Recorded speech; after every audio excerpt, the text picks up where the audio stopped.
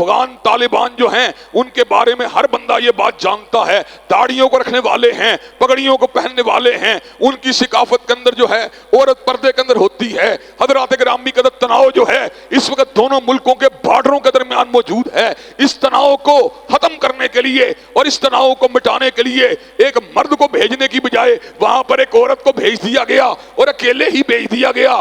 حضرات گرامی قدر عبدالاکبر چترالی صاحب نے قومی اسمبلی کے اندر آواز کو اٹھایا، ایک عورت کو وہاں پہ کیوں بھیجا گیا ہے؟ کیا تم افغانوں کی تہذیب کو نہیں جانتے؟ کیا ان کے رہن سہن کے انداز کو نہیں جانتے؟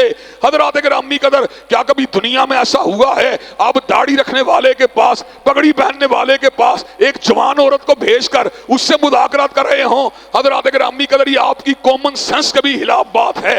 بلاول کو بھیجنے کی بجائے وہاں پہ ہنا ربانی گھر کو بھیج دیا گیا، علماء کے بغیر، پارلیمنٹیرین کے بغیر۔ نتیجہ کیا نکلا؟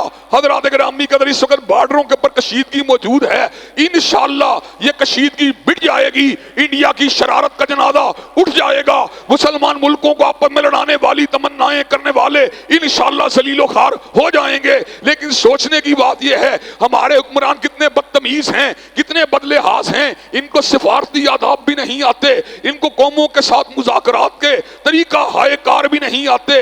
حضرات گرامی قدر پاکستان کو اس وقت ضرورت ہے کلمہ طیبہ کی عمل داری کی ضرورت ہے، پاکستان کو ان الحکم الا للہ کے نعرے کی ضرورت ہے،